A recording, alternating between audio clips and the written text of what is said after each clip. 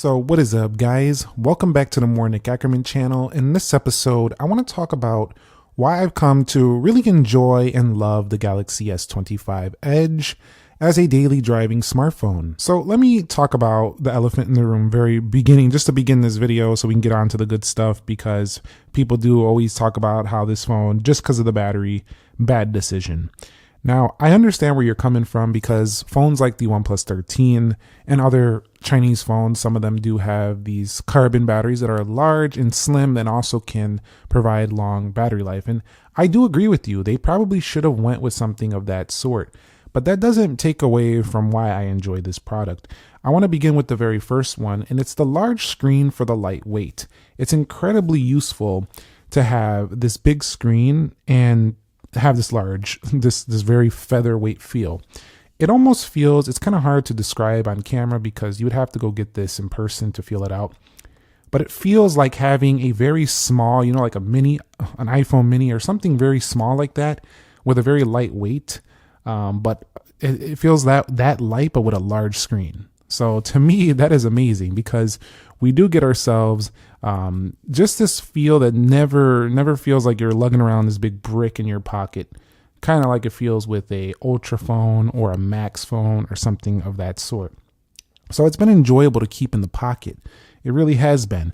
It almost feels like I forgot it was in my pocket a few times. The next reason is I'm very happy that Samsung went with the 200 megapixel on the main sensor. To me, this is more enjoyable than the S25 Plus because I get the highest quality sensor. However, I am going to knock it for the zoom, like most reviewers are going to do. I do miss that zoom sometimes, so I cannot say that this is my favorite setup, just simply because why wasn't there room maybe to put like an extra camera zoom right there or something? I don't know. I know this is a tough feat to achieve. 5 point something millimeters, super thin device. I mean, it's only 5.8 millimeters. That's only slightly thicker than like an iPad Pro M4, which has a lot more space to spread things out. So this is a marvel of engineering, even if you're not a major fan of this phone. You got to give props for how thin it is. I definitely don't really love the overall camera design. I feel like it looks pretty basic, but definitely I like the thinness and the overall form factor. It's been fantastic. Another great decision with this product is having the Snapdragon 8 Elite for Galaxy, but also that Samsung thought about not making sure that this phone did not overheat. That was one thing everybody expected. Oh, it's going to be so thin, it's going to overheat. Well, guess what? No, it doesn't.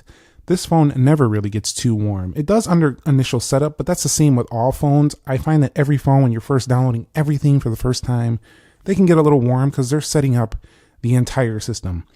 But it never gets warm to the touch. It's very efficient. 12 gigabytes of RAM, Snapdragon 8 Elite, has really fast CPU scores, really good gaming performance, really good app performance. It's a joy to use with the performance. And having that in a lightweight package makes it even more of a joy. So I've been enjoying the 8 Elite that comes on board with this. No matter what I want to do, if I want to play a casual game, it's going to blow through this. No matter if I want to do a split screen mode, it's also going to do that very easily as well. And I'm going to have no issues no matter what I do with that. And also, unlike some of I think it's the Galaxy Flip, I also have DeX support on here, so I could bring this phone up to a monitor. So another great addition to this product. Also, because it has the integration with Galaxy AI, and it does have the Gemini key right here, this is just a great AI phone to use. I've been enjoying that as well. And also because of the powerful performance, ChatGPT and chatbots are just blazing fast with their responses on this product. So it's a great overall performance. It really is. The display is a very nice, display as well. We are looking at a QHD plus here. So we do have ourselves LTPO AMOLED. It is a 120 hertz refresh with a 480 hertz PWM. So not the best when it comes to that. If you are bothered by PWM, these phones like the OnePlus 13 have better PWM rates and stuff of that sort. But 4080 is double that of some of the older Samsung. So it's a little bit better than before for sure. Actually, it's a lot better than before. You probably won't have too many issues with this. The 19:9 aspect ratio still makes this feel, though, like a little bit of a wider phone. So if you're still not used to large screens, this is still going to be it's still going to be a reach. It's going to be a light one, or light featherweight, but this is still a big phone. So I do get where some people are saying, I wish they made a phone like this in a smaller size. That would make a lot of sense, I think, because if they made this in a smaller size, this light, it would probably be like in the 120 or 30 grams range. But then, I don't know, we would have to have much better battery life to be able to pull that one off. So it was easier probably to pull off the larger size, because at least you get 3900 milliamp. Even though it's not the best, it's still about a day phone here for most people. I also like that this phone only has 12 gig of RAM and doesn't come with any lower option. So basically everything you do is going to be held in the background just fine. And One UI does some of the best RAM management in the business.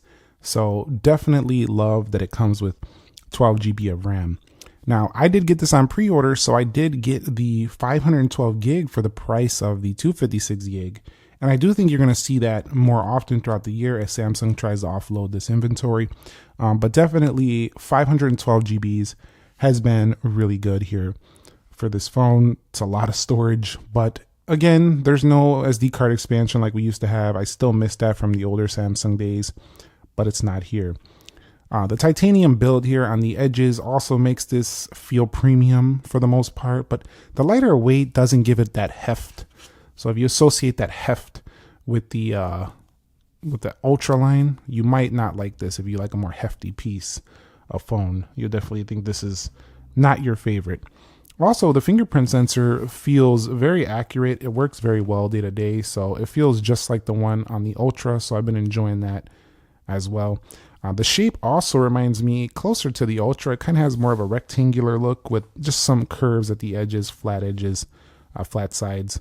I'm not a big fan of this right here. I wish that wasn't on there, that antenna line thingy right there. So that's what it is.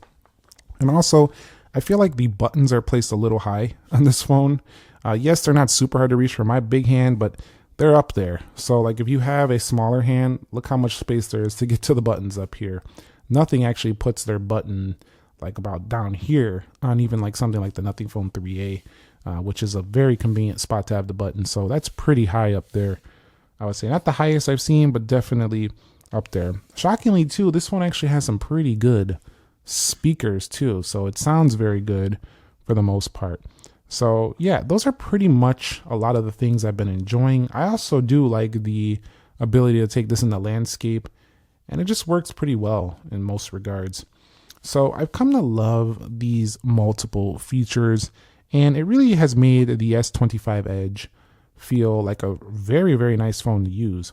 Now, since I've had it, the battery life has gotten a little bit better as it's adjusted to my use. And I do have to say that that first 20% falls off a cliff, but then it slows down like most Samsung phones. And I find that I'm just a lot lower in the battery at the end of the day. I'm down to like 15%. I'm down there. But, I got a charger at home, fast charger. When you go out, you got the car charger. If you're on the road, you're not able to get to a charger, or you're somewhere, you're at work or whatever, you can't get the charger right away, you can just get a little battery pack. But don't make me think that you're going to need the battery pack. Charge this thing up to 100. You'll likely get through your workday, no problem with this phone. I just feel like if you need like way more battery life, then you probably are better waiting out for the next Edge phone. But it hasn't been a problem for me. I'm not saying it's not a problem for everybody, so don't get it twisted. But this is a great phone overall. We have the 8 Elite. We have a super thin design, 200 megapixel camera. There is no S Pen, but a sharp display. Really good to watch video. No heating issues really.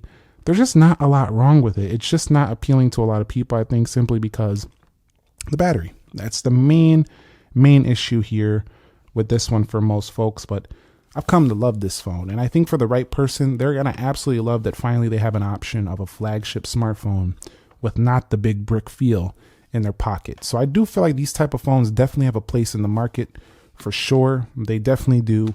Not everybody wants a super heavy, thick phone, and here you are with one of the very first flagships available, the S25 Edge. And so that's my take on it so far. I know some of you probably want me to be more negative about this phone, but I I don't find that many negatives about it besides the battery that I have mentioned multiple times in this video. It's a premium phone. There's not a lot really wrong with it. Just because not everybody's digging it on the internet and everybody's bashing it for certain things, I don't see every single issue that they're seeing. You know, I see it as there's a couple sacrifices to get this thin design, and I'm willing to make those because I enjoy what I gain and benefit from this. I mean, even if we put a case on this smartphone, it still remains incredibly thin.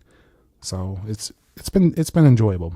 So let me know your thoughts on the Edge. Have you changed your drift? You still are like, no way, never going down from 5,000 milliamp in the Ultra? Let me know your thoughts down below. Thumbs up if you enjoyed it. Subscribe if you haven't already, and I will catch you all on the next More Neck Argument channel video.